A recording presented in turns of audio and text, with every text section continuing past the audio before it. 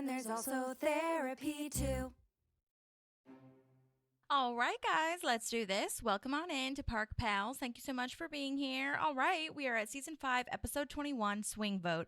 Like we'd mentioned, this has been kind of a long season, and it's kind of wild that we're rounding out and we're getting on in there. So, follow up from the last episode, Jon Favreau did actually confirm that he took the Patton Oswalt speech and put it in Boba Fett. So, I think I had mentioned that I wasn't sure if that was confirmed yet or if that was really true. But it is true. So just be aware of that. How incredible that this lore has reached beyond the scope of parks. It's really wild. And I just interviewed Brian Stack, who plays Ted in Ted Party Day, and who comes back to be the jeweler for Anna and Chris's wedding moment. And oh my God, we talked about that moment, which is why I'm bringing it up. But I just want to say that you guys are going to love Brian Stack. He's so good. It's amazing. Okay, well, we have an awesome team here. This was written by Joe Mandy, who plays the fellow who's always watching movies, the Iron Man guy. Like, why would I rent a movie? I can watch it on my, phone right now. I did a little bit of a breakdown on him before because he's written before, but just in case you need to be reminded, he was also in Modern Family, Hacks, so many things. This was also written by Alan Yang, who we haven't seen in a while, I feel. So it's really lovely to see him back in the mix on the writer's crew and in the band again. That's amazing. And then this was directed by Alan Yang as well, which is amazing. I just think that is so incredible because, like I said, we haven't really seen a ton of him. I even think I mentioned that a while back that I can't remember why we were discussing that. But anyway, so I'm really glad to see him. Obviously, he's a huge part of Parks, but also The Good Place. He created the show Loot on Apple TV with Maya Rudolph. And Adam Scott is in there for a brief moment as well. So check that out if you haven't. And then he also created Master of None with Aziz. Amazing stuff. So well done on that. And great team here. So as you can probably tell, Maddie's not with me, but she did send in a summary. So let's go ahead and check that out. And just as a heads up, she said that she ranted a little bit, but honestly, like, what's new for us? I rant all the freaking time. So let's just go ahead and start playing it. Hi, Park Pals. When Ron proposes budget cuts that Leslie doesn't like, she goes the extra mile to get Jamm on her side. Andy struggles with his place in Mouse Rut. Tom asks Anne for help with the Mona Lisa. So I have some thoughts that I'll share on this episode.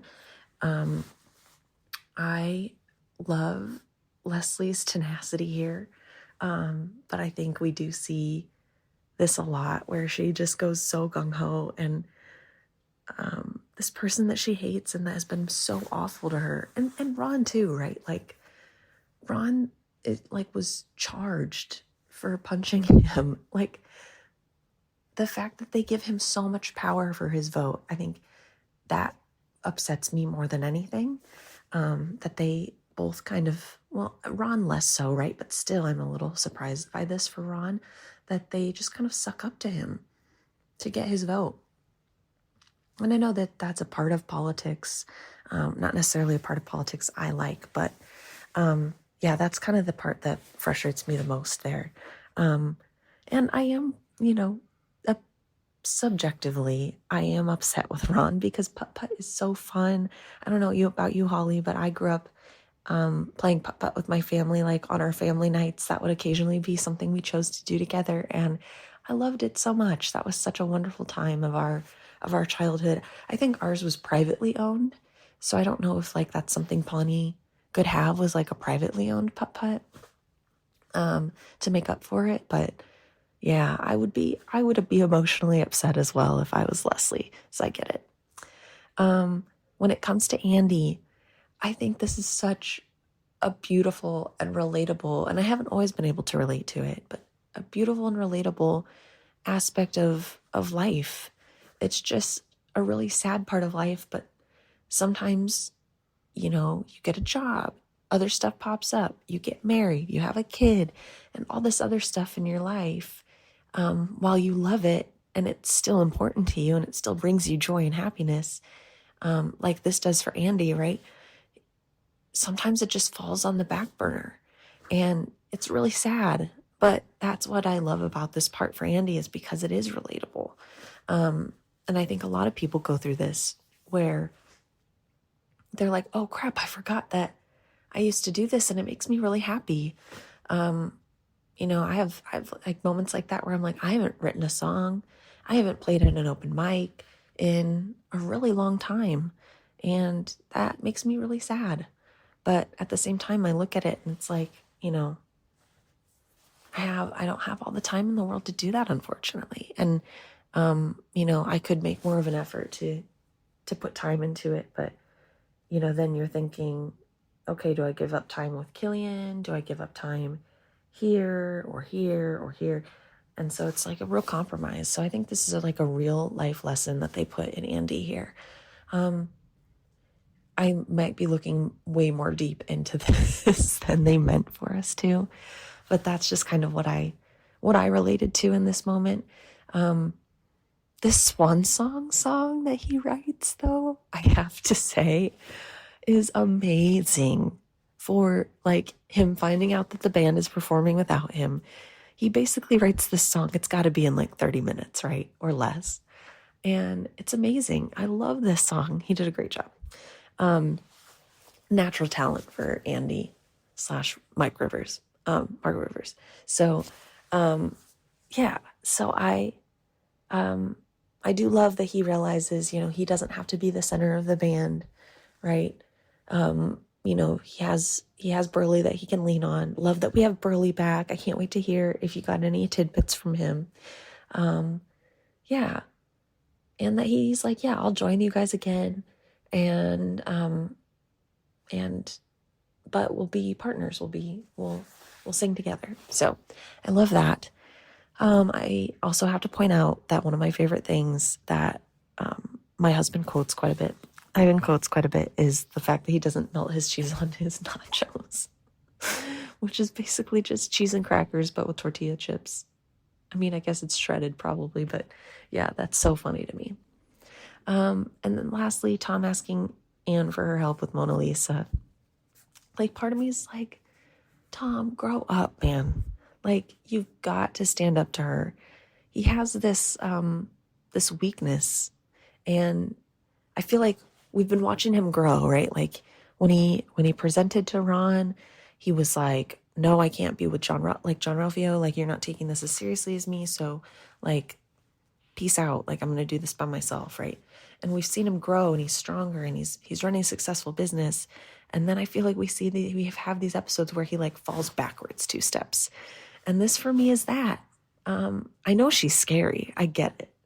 And I don't know if there's something deeper here of like, you know, it's not always that easy for someone to get out of a relationship that seems toxic.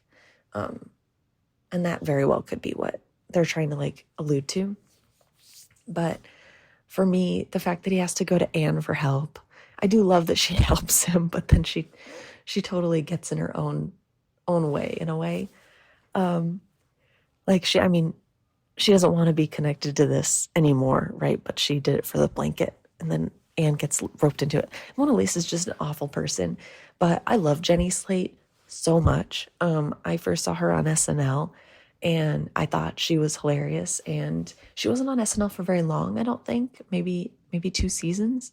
But I love her, and she does such a great job playing Mona Lisa. She really makes you like really frustrated and like, ooh, you are an awful person. But yeah, that's my comment, is like, you know, I can understand it if it's like toxic and she is kind of being aggressive with him, that it is hard to get out of those relationships and you do need help. But they do take a comedic approach to it. But the fact that he's even dating her and one of his employees anyway is crazy. But anyway, those are my thoughts. I'm excited to hear what you think, Holly, and I'll see you later. Awesome. Yes, a lot of great points. We have so much to talk about in this episode.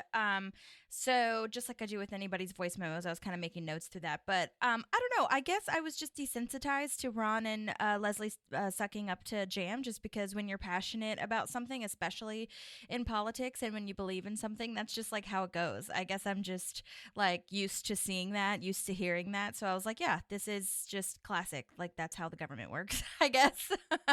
But I do understand and can verify/validate that it is awkward to watch, because we all don't love Jamm. We all are annoyed with him, and so to see them being trying to be like friendly to him, I think the thing that also makes it work for me is that both of them, both Ron and Leslie, hate this. You can see Leslie's look to camera. You can see she's faking it. You can see Ron is not wanting to be with Jamm at all. And so I think if it was like they were maybe fighting a little bit harder or being more genuine, I'd be like, wait, why are you changing your entire self? But they're not. They're just doing what they have to do. And I think that's the part that I sort of kind of respected on both of their ends. Their means to an end, if you will. So that's my thought on that. And then, I always played putt going to the beach and stuff growing up. I never had one at home or anywhere close. Now they have the Putt Shack, which is, if you guys have that in your city, you should definitely check it out. It's not beach putt, okay? It's like a Dave & Buster's, but putt. And the courses are super fun and set up. They're very short, but they're very fun. And I don't know that I've ever, I guess I didn't even look at this up really. I should have, but I guess I didn't look it up because I have never heard of a government funded putt. I've heard of government funded playgrounds and parks and stuff, obviously, but I've never heard of a government funded putt. So I didn't think to even look that up. And yeah, I'm definitely on Leslie's side, like totally ridiculously, I guess, in a way, because I think putt is fun, and it's essentially a park where kids can be with their families and stuff like that, and it's a really good community environment, and you could probably have other events there and things like that. So I didn't really mind. And to be honest, like again, you guys can hate me if you want, and Ron can hate me too, but I didn't think $9,000 to the taxpayer, like spread amongst all of us, is really that bad. So, because I was assuming that he was talking $9,000 total, right? So, and I know for Pawnee, that's probably a lot of money with people's income and everything. But for me personally, I was like, I'll pay for that shit. Just like, I don't know. Add that to my fucking taxes, bitch. Like, go for it. I'll go to that putt every fucking weekend. Sorry, I didn't mean to get cursy there, but anyway, so that's kind of, yes, I do stand with Leslie on this. But I do understand, obviously, Ron wanting to, I guess it's just hard because I know Ron wants to save the taxpayer money, but he's also doing this selfishly, as is Leslie, I suppose.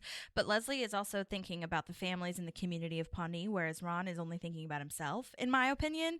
I guess he's saying he's thinking about the taxpayer. He wants the taxpayer to have their money, but it seems more not nefarious. It just doesn't seem as friendly or community forward as he is making it seem.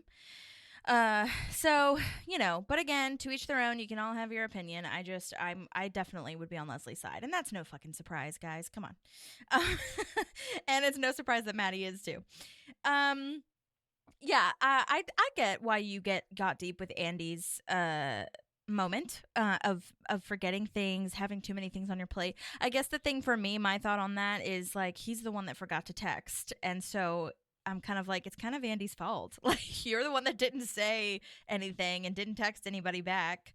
But that happens, and I guess, yeah, it makes sense that we both have that feeling, because that's honestly how sometimes the podcast went. So I mean, and that's totally understandable. Life is so much more layered than just one band practice, you know what I mean? And it's something that's really fun, and you want to have your extracurricular activities and things like that. But like you said, do you pick that, or do you pick your family, or do you pick your kid? You have to pick your kid. You have to pick your spouse. Like, I mean, I guess you don't have to, but that's what's important, I feel, in life. So I guess I would be more understanding if Andy had at least let the band know, hey, I can't come to rehearsals all the time, but I'd really like to be a part of the band still when I can. That's, I guess, my perspective on that, which makes total sense because it's kind of meta, I guess, for us. But yeah, I love Andy's swan song. Oh my God. It's so, so good. Mark Rivers must have written that. And it's so beautiful and catchy. And it's one of the longer songs that I think we witness in the show for Mouse Rat or for whatever Andy's band is going to be. It's so, so good. So I love that. And then, yes, the nacho cheese. That's one of my most favorite lines from Burly. And in fact, I think I even mentioned that the very, very first time I messaged him about the podcast and him coming on and everything. I said that was one of my favorite lines. And you guys, if you've been listening, you guys know that I have that for every character that I reach out to. I always, like, for Joe Mandy, who wrote this episode, I'm always like, he's the Iron Man guy. For Jim Meskimen, who is the MC at so many different events, like I call him the Wood Eye guy because he holds up a wood eye at Ron's convention award thing. And then for Burly, I think his was the nacho cheese. Why don't you melt the cheese? It's so sincere and genuine. Like, why don't you do that? And then he's kind of like upset about it. I love the way he played that, where it's like, I'm so disturbed by the fact that you don't melt that freaking cheese. And in fact, I think there was one time, Maddie, where Maddie had sent a message, a picture of nachos, and the cheese was very much not melted. And we were like, oh my God, it's happening. I actually did not reach out to Burly this time because he told us so many wonderful things about this episode and already. So I'm gonna post his full interview at the link in the show notes, because we talk at length about this episode and others and Mouse Rat in general. And he was also on Parks and Recollection, not to give them a free plug, but he was on Parks and Recollection, which is a shorter version of kind of what we talked about too. So check that out if you want to know more about Burly. He's so awesome. We talk about him so much, but he's such a good guy, and he's in so many commercials, very talented, and so nice when he's one of the people I can count on to email me back if I have a question, even if he doesn't know the answer. You know what I mean? So great work to that. Great summary. Okay, let's move forward. Oh, I was going to say, well, we are moving forward, but I feel like this episode is earlier in my head. I'm watching it and I was like, damn, this episode is now like the very end of season 5.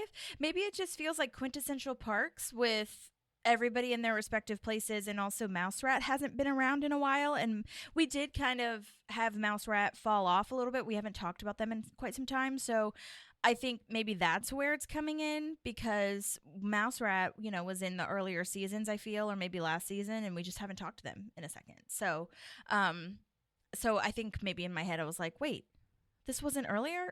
And the nacho cheese thing just lives in my mind forever as such a peak Parks moment. So I'm always like, didn't that happen earlier? Didn't that happen already? Maybe it's just because we talked about it so much. So I love it. And we start with this episode with Leslie storming into Ron's office saying, we already talked about this, but saying, what the hell is this? And Ron says it's his budget proposal. And I love that she says that she's rage glowing. I love that. And we learn that Ron wants to cut funding for the Pawnee Palms putt. What did the PPPP ever do to you? And I think it's just insane that he even has a budget proposal, Ron, that he is even getting involved in this. I think we saw this with the start of his, government involvement, I suppose, because at the beginning it was more so, I just want to cut everything, and wasn't specific. It was just like, I hate everything. Bah. I'm grumpy and a libertarian. And then when he saw that Leslie was going to bail out the movie video dome thing, that's when he started getting really involved and going to the city hall meetings. And that's when I was like, oh my God. So that was kind of the start of his trajectory into caring / trying to make changes on his own and going and being more engaged in the city and the community. And I do have this note. We already talked about it, but people who know me know I love putt-putt so much. I think it's one of the most fun activities for a group to do, and so, especially families and whatever. So I do love that Leslie is so passionate about it too, and it's a wonderful parallel there. Then Leslie refers to the mini golf. I was going to say, this is from IMDb. So putt-putt apparently is a trademarked brand with orange rails and all holes are par 2. And so this park in this episode is not technically a putt-putt. I don't personally care. And in fact, I hope that you skipped ahead or weren't listening to that. Because I don't know if that matters. All that matters is that it's fun and it's cute and it's worth saving. Okay.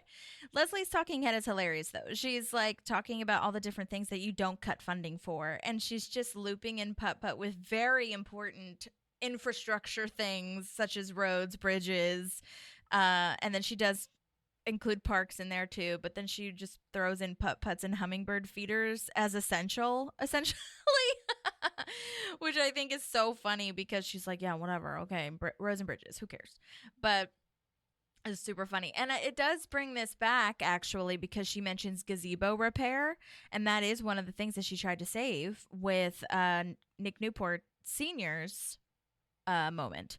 So, when that was being destroyed. And so I love that they're bringing that back to all the things that she thinks are really important. So Ron says he wants to cut useless projects for the government, but he also wants to cut useful government projects. So I feel like he has no credibility, honestly. It's just like, you know what I mean? And I'm like, oh gosh, you guys are going to get mad at me for saying this, but I was like, is Ron trying to be like the Doge of the Parks Department or the Pawnee government? And it's just not really working. Although I do feel like Ron is qualified. So no, he's not the Doge because he is qualified and he actually has credentials. Now, I will say, like I said before, I don't trust anything really as far as I'm talking myself in circles. I understand that. But, Ron doesn't like the government at all. So I feel like he's just going to try to cut whatever he possibly can. But the big difference between him and Doge is that they actually have, he actually has experience. So say what you will about that. Okay. It's not as bad. But it's still bad. Okay. At least he's not trying to cut healthcare. I hope that's not what he would try to do. Lord Jesus. Okay. There's a city council meeting, and Ron says, I'm sure you'll debate this. Just bring it there. And the fact that Ron is even thinking about this, like I said, is just wild to me. And I know it's for his own causes and for cutting something, which is really important to him. But still, it's just amazing, I guess, to see that he cares about this so much to actually create a government, a budget proposal, and then to say that there's a city hall meeting that she'll debate it at, that he'll probably be at, or if he's not there, he'll find out what happens. You know what I'm saying? Like, he's involved, and it's very interesting. Okay. So she says the putt-putt could create more electricity. Well, she says it will create more electricity than the Hoover Dam. It already has windmills. Who cares? Which I feel is kind of the running joke in this episode where she doesn't really have the answer, but she's like, whatever, it already has windmills. Who cares? And she just says, who cares the whole time to justify. Leslie goes to talk to Jamm and Milton, and she compliments them about how handsome they look today. And I love them both speaking simultaneously. Milton's like, I feel very ill. And Jamm is like, yeah, I know. Oh God, here we go with Milton's racism again. And he hates that all the races are integrated at the putt-putt. So he's going to vote with Ron to defund it. And Jamm is the swing vote here, which is the name of our episode. And it's terrible. And so she's trying to see which way he's going to go and see if there's any way that she can persuade him. He says he hates both Leslie and Ron's, but he also likes putt-putt, so he also doesn't like government programs. So it's really a wild card. And Leslie says, what are you doing tonight? He makes a douchey joke of more like, who am I doing tonight? And then immediately says, no one. What's up? So now we're at the bar with Ben, April, and Andy, and I love that the sign outside the bar says flannel grunge. And we learned that Andy and Ben just closed a deal on the music program, Redwood Music Program, which I think was the same program that Andy wanted to fund in the first place a couple episodes back when Ben took his Sweetums job. And if it wasn't the Redwood one, it was another music program. So that's really great and wonderful that they brought that back. I think that's really important just for the continuity and really fun to see that again, and that we can actually give Andy a piece of, know that he's doing well at his job. I think that's really great and will lead into the next season of what he can accomplish and achieve in his professional life, All right. So then Ben says he suggested going out for a drink, but he came out empty-handed because he is now the designated driver. He didn't pick the bar, and he's also paying. And then I knew that was coming. The last part, the paying thing. I love Adam Scott's. I should be more assertive. So Andy says the band is really moving him and Ben. Like they sound. Oh, not moving him and Ben. Sorry, I read my notes wrong. Andy says the band is really moving him, and Ben says they sound kind of crappy to me, which is so funny to see how they view Mouse Rat without them knowing that they're hearing Mouse Rat. I love that. And April points out that it sounds like one of their songs. And it really is one of their songs because Mouse Rat is playing without Andy. And Andy selfishly is like, oh my God, I didn't even recognize them without me because I'm the only one that matters. Which we do get an arc. We do get some growth in that. So it's okay. By the end of the episode, I mean. So the new Mouse Rat is called Rat Mouse. And Burly, Yang, and Rivers are there. And I love that they're, keeping that same band. It's so lovely. And then, oh my gosh, we see Mona Lisa again. And like Maddie said, Jenny Slate is so perfect. These lines honestly could have gone so wrong. They're so over the top and weird. And Jenny Slate just does such a good job, I feel. It's so funny on the page, obviously. But I feel like, you have to have that combination of the actor that can pull that line off. And she and John Ralphio, they are just such a good team. And they're so talented. They can really do that. She did it so right. And she says she doesn't know where Tom's car is, but even though she borrowed it, she forgot, I guess, that she had borrowed Tom's car. And it's also funny that she says for a month, can I borrow your car for a month? And it's just, I don't know, that seemed like a funny specific detail to me. And then she's like, I'm gassy. Let's make out. And I just feel like it's so chaotic and crazy. She's pushing people out of the way to make out on the pool table. But Tom is into it / isn't going to turn down making out. So he just goes along with it. And then Tom says he's in constant fear of his life. But the mature thing is to have someone else break up with her for him.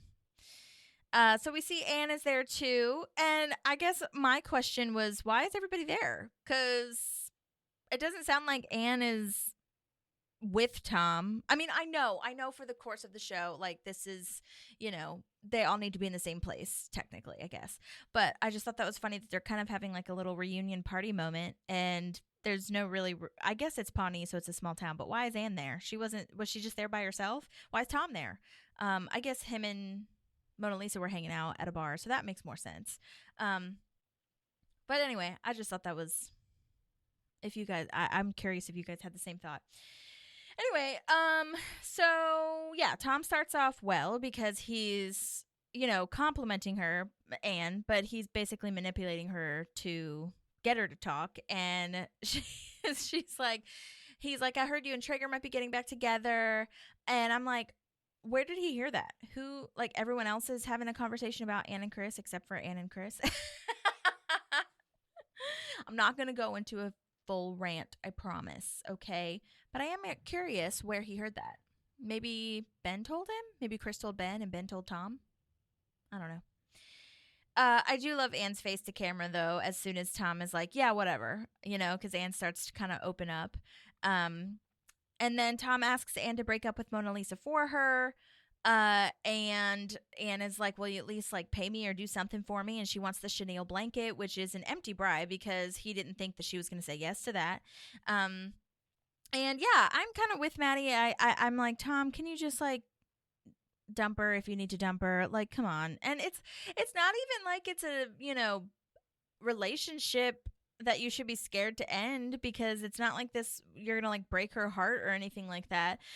She's going to move on, but he's more scared physically because it sounds like she would beat him up or something and he would do nothing. So he just can't deal with it. Side note, I looked up chenille and it's a fancy type of yarn yarn/thread, and there are chenille couches, blankets, sweaters. I found a bunch of range in prices, so it's probably depending maybe on how big you get it, like if you get it for your bed or just for like a comfy moment. But I found a $35 blanket on Wayfair, and then a $130 one, and then a $200 one. So I guess it's like, who's to say? And it depends on how fancy you want to get, I guess. But it is kind of like ribbed. It does look like yarn, and it looks very similar to, how you would like a sweater that you would knit. You know what I mean? That's kind of what it looks like to me. Let's see. Oh, there's a deleted scene where Anne doesn't know which red flags of Tom's to choose from to tell Mona Lisa, like to try to get Mona Lisa to break up with Tom. And honestly, these are all things that Mona Lisa would like, so I think that's why it wouldn't work. But the reason I'm telling you this is because I can just imagine the writers just having so much fun with all this random ass shit that Tom does and why Mona Lisa should like break up with him. So I think it's really funny. And they always have what they call the candy bags, which are basically just all these different alts on the day of shooting, or maybe in the room, where they just had a bunch of different things that they wanted to shoot to see which one was funniest. And they did end up cutting quite a bit, but I think the ones they left in were really good too. So yeah, super funny moment. All right, so now we are at the putt place, and Jamm is talking on the phone about Courtney Thorne Smith, but it was a total look-alike that worked at the gas station. This lady that worked at the gas station looked like Courtney Thorne Smith, and she is one of the people that was on Melrose Place, and Ally McBeal. You totally know her face if you saw her. Well, I'm assuming that you don't already know her. If you know her, great. You know who he's talking about. But I had to look her up, and I got her really confused with the main gal, Heather Locklear, I believe. And so, anyways, yeah, she's super cute, super hot. So Leslie says that she's pulling out all the stops. She really wants Jamm to fall in love with this place, so we'll vote for the putt to stay open. And a part of me thought that isn't Chris being there like kind of a conflict of interest? But I don't know. Maybe he's just there as a citizen. I don't know. It still seems a little like shaky, but at the same time, I guess they always have those moments. All right, so she's asking Chris to be really upbeat and positive, and yeah, this part. Okay, last week we talked about how Maddie didn't like the fallopian princess, and I liked it. This thing that they give him to say, conversational lubricant, no, that's weird to me. Maybe other people think it's cute, but that's weird. And I like Leslie's, response. There's probably a less, gross way to say that, but sure. And I think it's also so funny that he's a caddy, because there's no caddies on the putt shack. You literally have one golf club. It's not like you're on a golf course choosing which one's going to be the best hit for the certain, hole. It's so funny to me. I will say, I do love this Chris moment when he says, way to be, duck, because he's just like going around the positivity, if you will, for the whole, putt shack. No. And so, yeah, I do love that, the way that he says that. I just have a note that Jamm is a terrible person just because, like, he's so awful. But we did talk about how Glazer is lovely. We love Glazer, but Jamm, damn, that's tough to get by. Well, then we get a wrench in the plans because Ron is joining them and probably will try to get him to not vote the way that Leslie wants to, of course. And this is a type of bribery, which, like we talked about in the summary, is not great. We don't love that. Not the best. But, I guess, like I said, I was just desensitized to it. And just felt like that was what they had to do. But I understand that it's not morally correct, I suppose. So Andy approaches Burly about the band situation, and Andy says he's the lead singer / songwriter / nacho chef. I love this line so much. We already talked about that. Why don't you melt the cheese? No one has had the guts to tell you. And then this is, I guess, where the tables kind of turn, because at first I was like, oh, fuck, they're playing without him? That sucks. I hate that. And then we learned that Andy's kind of not the victim here. The band tried to call him like 20 times, but he didn't pick up because he dropped his phone in a bowl of cereal. If you bothered to call me, you'd have known that. So I think that's where I was like, oh, well, they're not wrong. Like, this is all kind of Andy's moment that he didn't have the time to say I can't be a part of the band, or, you know, I don't have whatever. So I especially, you know, because they said 20 times. It's like if they called him once and was just like, oh, well, he's not answering, bye. That would be one thing. Like, try again, you know, but 20 times, that's, you know, they gave it a fair shot. But it does suck because I know he loves that band, and Chris is just kind of, or Pratt, well, Andy has just kind of forgotten that part and left that a little bit behind. And I guess he didn't have the constant reminder of the band to show him how much he loved that. You know what I mean? Because he was really in love with is really in love with April and building their life together. So I understand that it can take, you know, a toll on the other parts of your life. I do love Burly and the Backstabbers. I think that's a really good. I love Yang's line of, yeah, he's really good at coming up with names. By the way, I already said this, but Yang, or Chang rather, I think is the name they get, the character name, but that is Alan Yang, the writer and director of this episode. Okay, so back at the putt-putt moment, Jamm is ordering a snow cone from the snow cone lady. This snow cone gal is played by Esther Povitsky, who is a huge star. She went on to create the show Alone Together, which Jim O'Heir was in the pilot of. She was in a movie called Drugstore June. She was in New Girl, 19 episodes of Crazy Ex-Girlfriend. She's in the show Dollface, which I feel like I watched a few episodes of, and I did like it. Brenda Song, Kat Dennings, and the gal from Pretty Little Liars, Shay Mitchell, is in it. I believe it's on Hulu if you want to check that out. And she also does a lot of stand-up shows, so you should follow her on Instagram to see if she's playing in a town near you.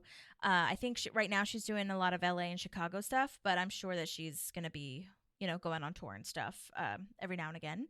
And she is also engaged to Dave King, who is a writer on the show and makes cameos in the show sometimes, which is lovely. And she just had a baby with him. She has posted quite a few things on her Instagram about their baby, and it's very precious and cute, and love that so much. Okay, I want to mention that this putt-putt course was called Golf and Stuff. The real name in real life in California, this putt-putt thing is called Golf and Stuff, which I feel like is such a Parks and Rec name. Food and things, come on. Oh my God, Golf and Stuff, that is perfect. Perfect. So anyways, I just had to tell you that. And it's in Norwalk, California, which is out about an hour and a half outside of LA. So if you guys want to check that out, it's there for you. Chris comes out with free Mylar balloons, and Jamm gets all of them because Leslie is trying to persuade him to vote her way and wants to give Jamm all of the balloons, and it's annoying. And Ron is pointing out that this putt-putt thing costs the taxpayer thousands of dollars every year. Okay, Ron, we get it. I get it. There is a hilarious deleted scene that I really related to from Leslie, so I'm just going to go ahead and play that really fast. People happy, and I will do anything I can to try to save it. I used to have all my birthday parties here. And then one day I was like, Leslie, you're turning 30. It's time to step up to the roller rink. I could see me having a birthday party at the putt-putt place. And actually, you know what? That's not far off. I totally forgot. I had a birthday party. Well, I invited the people who could come to Putt Shack for my last birthday. Oh my gosh, that is so hilarious. So I feel you, Leslie. I feel you. I really do. We don't have a roller. Well, we have a roller rink a little bit further south of here, but not. I don't think we have one right in Nashville. So you guys, it's just so funny. Okay. So now it's nighttime at the putt-putt, and Jamm thinks he can be a pro because he gets the ball in the hole that's like 5 centimeters away. Oh, man. The confidence / douchiness is just played so well. Leslie's really trying to sell this place, and Ron just keeps slapping them down. And honestly, Jamm starts saying that he's getting bored of this. Like, this is annoying that you guys are just like talking facts and stuff. I don't want to talk about this. And Jamm is winning, apparently. But I love Chris's moment of they're setting a course record for friendship. And then Ron points out that Leslie is losing on purpose so that Jamm will win and vote for her. And it brings us back to Ron's hatred of lying. Skim milk is just a lying thing because it's just water that's lying about being milk. So that upsets Ron, obviously. And this is another part. This is the thing I was talking about before when she says the windmill thing. Like, whatever, who cares?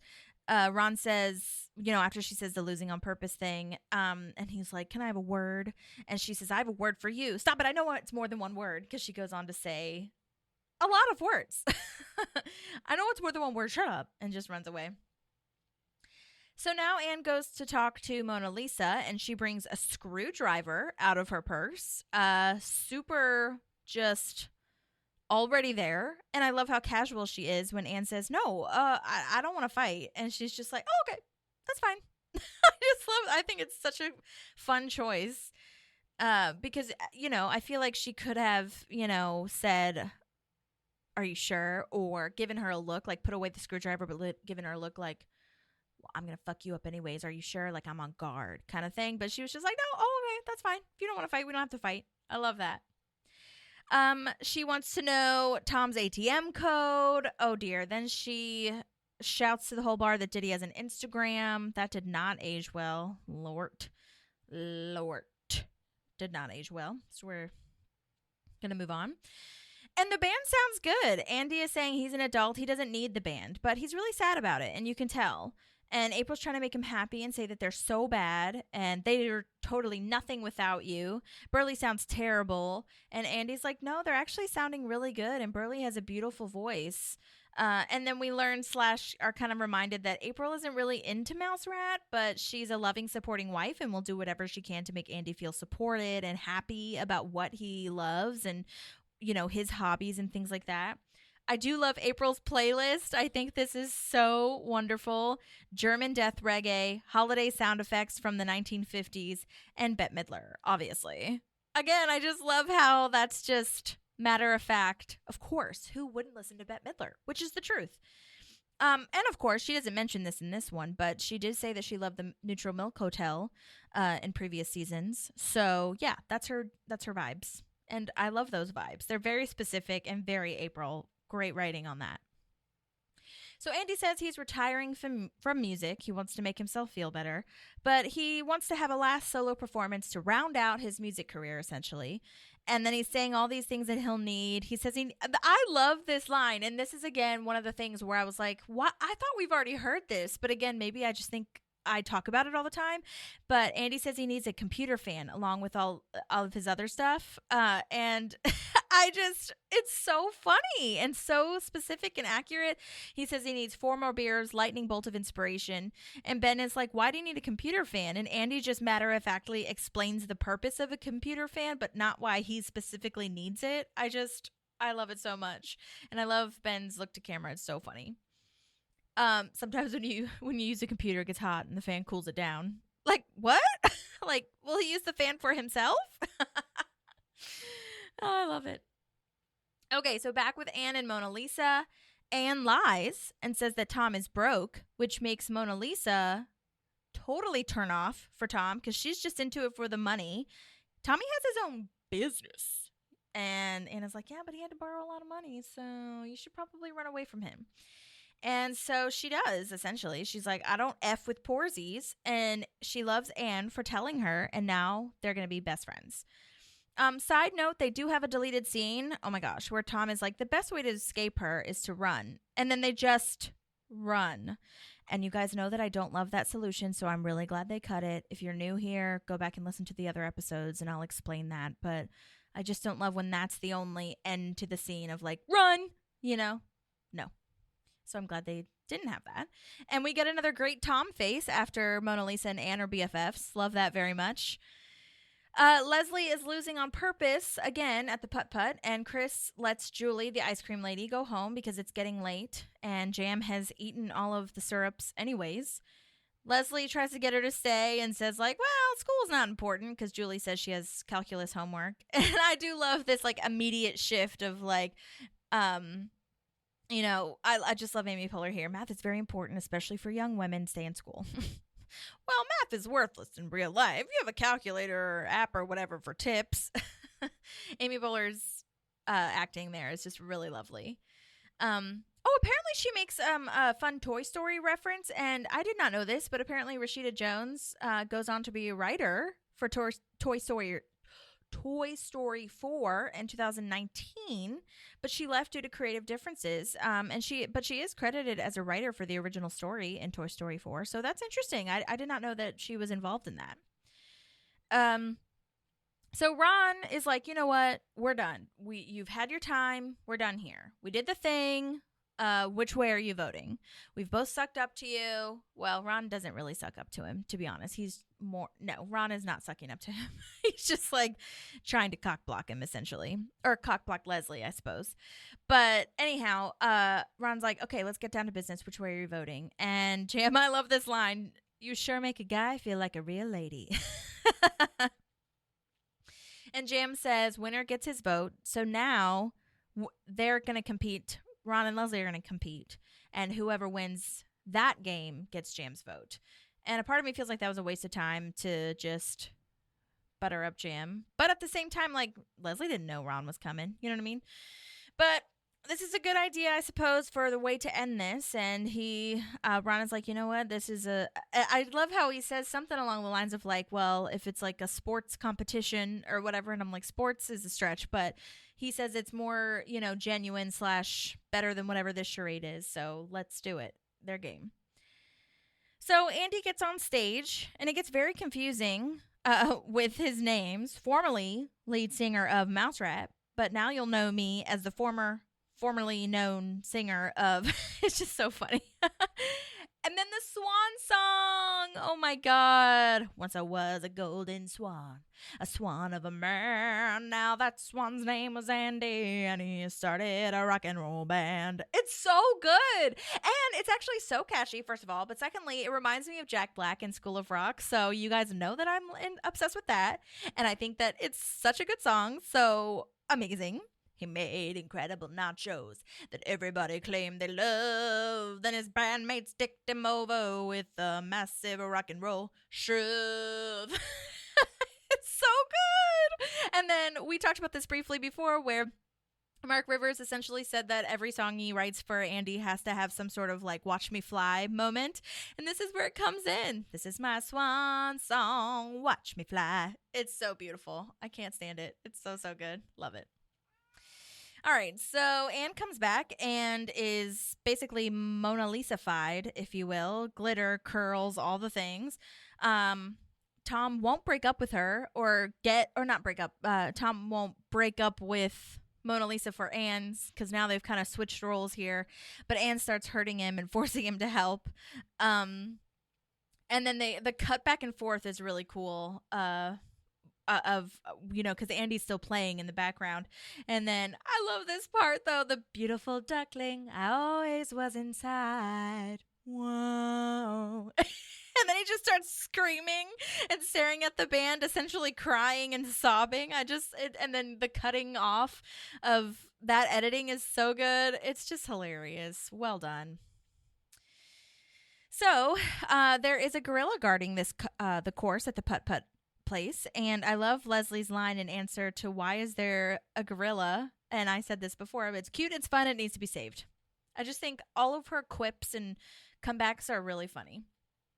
So the gorilla statue removed from the putt-putt course and left in Ron's office was previously featured in season 1 episode 5 of 30 Rock. Now, I don't really know how that happened or if that's really true, but it has to be. It doesn't have to be, but I think it's true. But I guess it doesn't quite make sense because Parks was filmed in LA and 30 Rock was filmed in New York. So how'd they get the gorilla across the coast? You know what I'm saying? I'll go back and check that. But that's what it says online.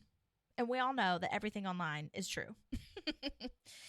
So Ron leads by 1, and Leslie tries to distract him by saying all the things he hates, including like bean sprouts, Ralph Nader, don't mess up.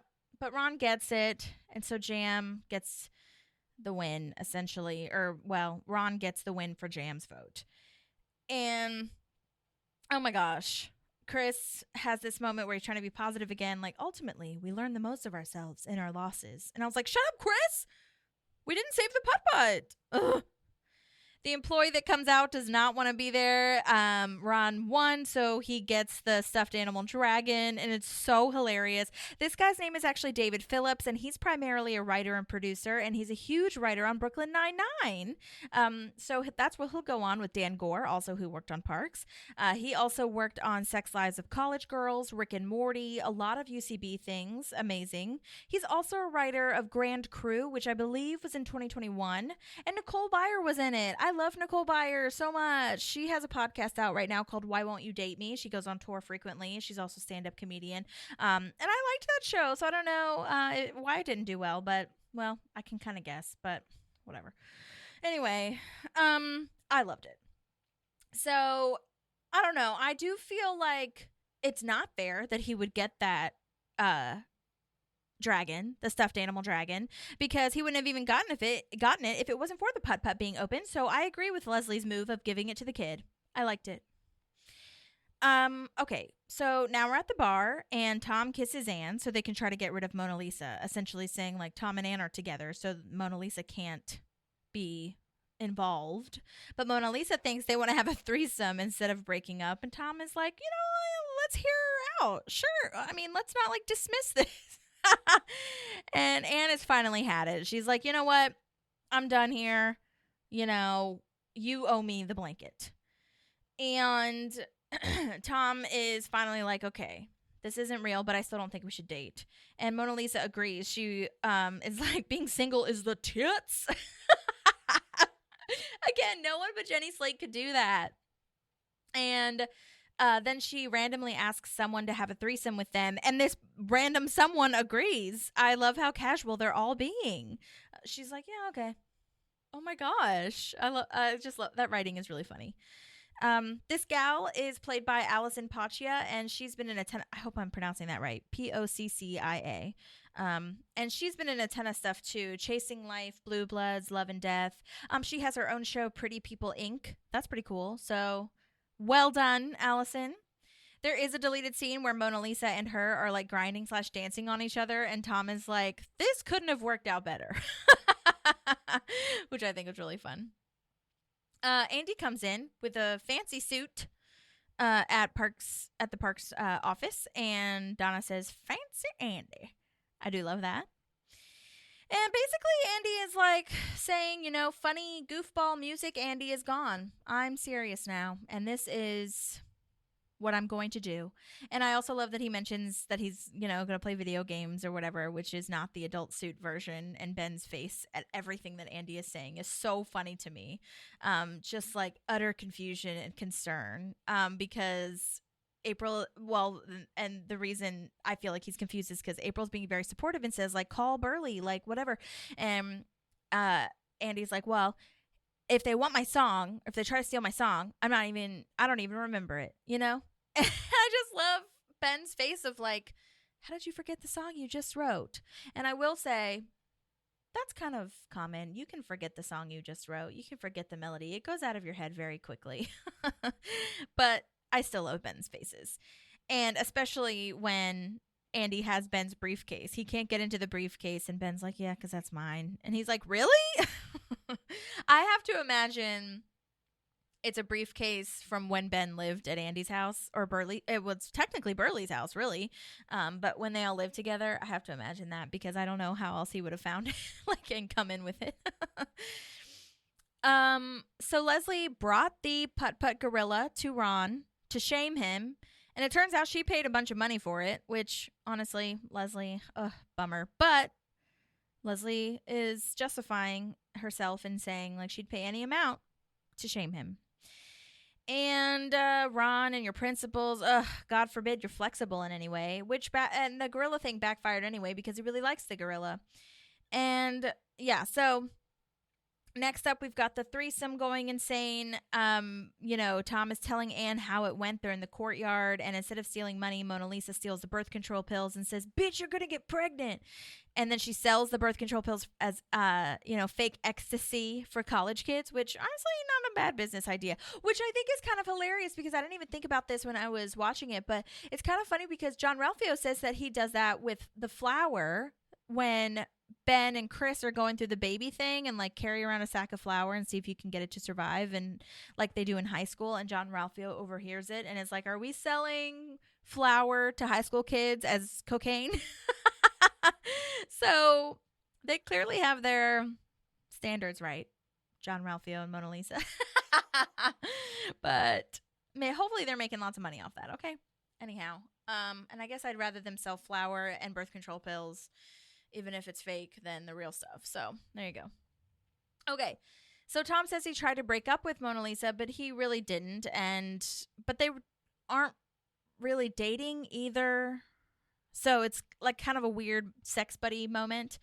Tom gives Anne the chenille blanket, but he gives it back. She gives it back because there's all these rules. And I was like, Anne, you got to keep that shit just because he was explaining how to take care of it. Like, you can deal with the 5 seconds of him being dummy, you know?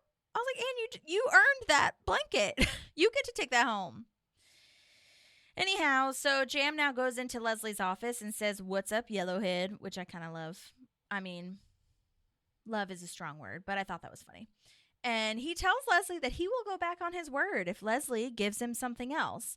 It's true. I mean, his word means nothing and is garbage. And he tries to compare him and Leslie as the same. But all of her stuff, I feel, is at least for the good of the people or fun. Even if it's not your opinion, you know, it is trying to be for the good of the community. Because he says the thing about, you know, selling a parking spot and all these other things for the pool hours to be open. And I was just like, but that was for the kids. I don't know. You know what I mean? We are not the same.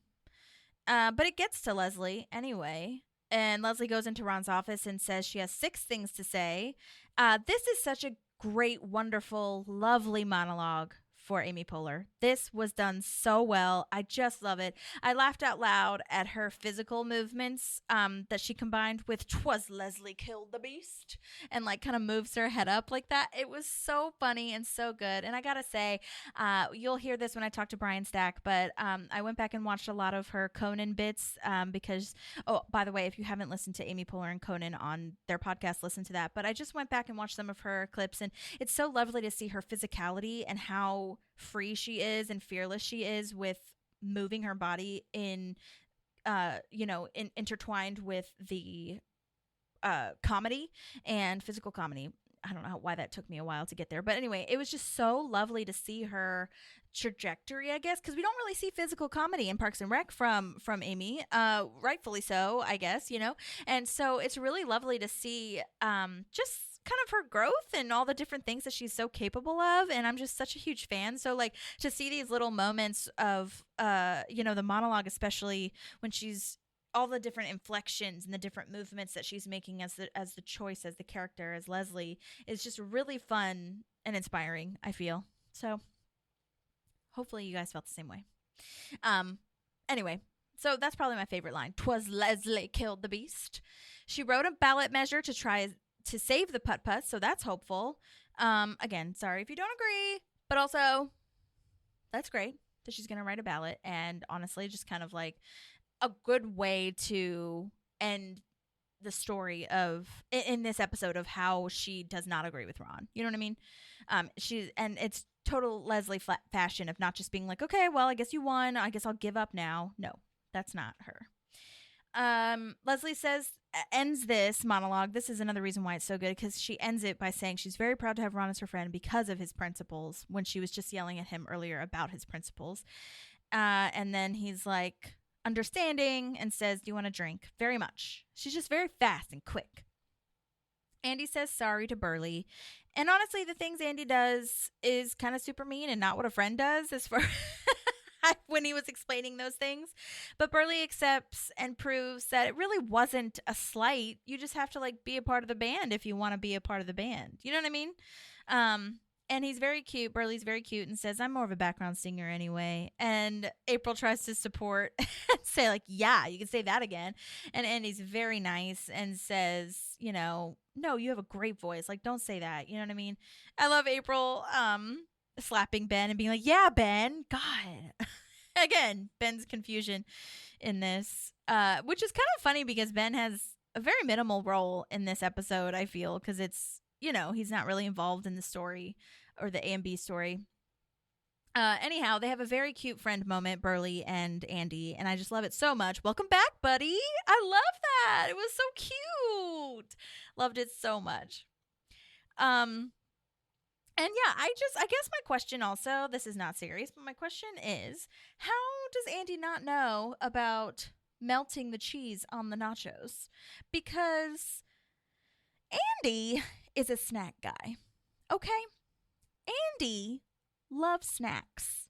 In fact, he eats a whole thing of Skittles, and that's his favorite food. Butter is his favorite food. Most of the things are all melted. This leads me to believe, or they should be melted. This makes me question. Is he melting the butter on the popcorn? Is he melting, or does that just naturally happen? Pancakes. He puts butter on grapes, so maybe he doesn't melt butter on stuff either. He just eats slabs of butter. So maybe that's why he thinks that cheese is the same situation. But I would assume, after going to all the bars that have nachos probably, that he would know this is how, nachos are made. So I guess my question is, do you like the nachos without the melted cheese on purpose? Can't be, because his line of, you guys are going to look like such an idiot.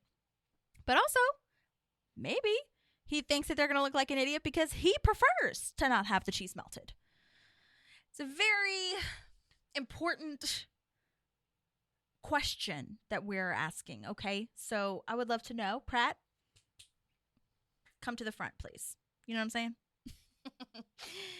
All right, so Leslie is talking now about being on the city council and thinking it would be the same as working with Ron, essentially. You get mad or you get hungry and go home, you'll just get over it kind of thing. And I love that Ron compliments Leslie, too. He says that she's determined and he respects her because she complimented him, and it's really nice to hear that reciprocated, that their friendship is important, Leslie wants to take back the gorilla, by the way, and this is where we see this lovely friendship moment with Ron and Leslie that's so important to the show and so necessary for the end of the episode because we need to see them be friends, which is such a huge deal in one of the seasons. We'll get there when we get there.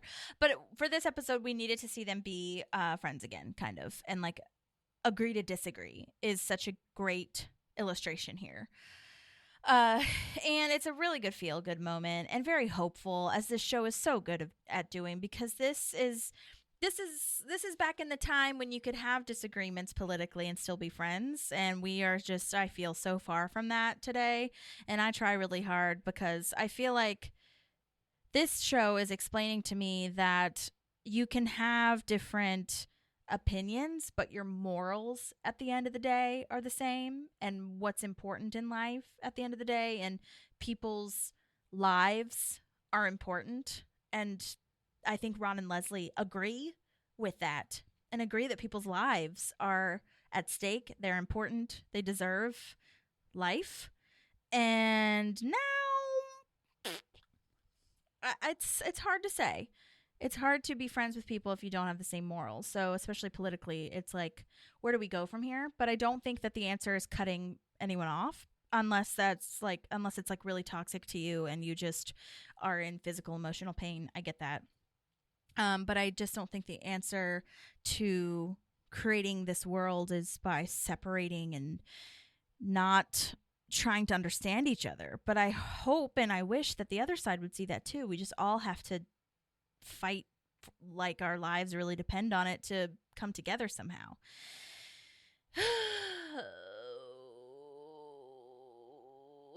All right. Moving on. Okay, so we are now at Mouse Rat, I believe. We're seeing Mouse Rat play at their reunion show. Burly is singing, which is so nice because we see that Andy proved his his word was good when he said, no, you have a great voice, you should sing more. Two lead singers. Name one other band that's done that. And Ben shouts out, the Beatles. Oh my God, Ben. No need to do that, honey. No need. But it's so funny. And Andy's look is so good. Confused and also what the fuck? Why would you even disagree with me right now? I'm on stage. And then it is funny that they use, I wanted to point that out. It's funny that they use Burly's real name. Burly is Andrew Burlinson is his full name. And Mike Schur and him went to school together, and, all of his friends call him Burly. So I think that's wonderful that they made that a part of the show. It's really cool. I think they sound great together. I think their voices really complement each other. This is also a real Mouse Rat song with Mark Rivers writing it, and it sounds very similar, as we know, to like Dave Matthews Band. This one kind of sounded like Matchbox 20 songs that we know, which I think is really, really funny.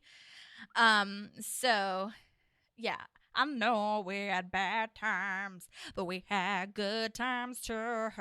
This one's called Menace Ball, I believe. And if you are not following Mouse Rat on Spotify, you know that you can, right? Isn't that nuts? Nuts. You can follow them. All right, guys. Well, that was Swing Vote. I feel like I went through that really quickly and probably missed stuff. So I am open to having a conversation about it. And yeah, I think maybe I'll do that as a recap. Actually, I want to look up and see what like social activities does the government fund besides like parks and schools. Not that that's a social activity, but you know what I'm saying? Like, does the government actually have a putt in their ownership, somewhere? Maybe they do. Who's to say? This had to come out of some real life thing. So anyway, there's a lot of government-funded things, so this isn't super far off, and I'm probably reading too deep into it, but I'd be interested to know if there's an actual putt-putt that is owned by the government. So anyhow, well, thanks so much for listening. I hope that you guys enjoy this and the Brian Stack episode that's going to come out soon, and I guess that's all I've got for you. So please let me know if you have any questions. Rate, review, subscribe, all the things.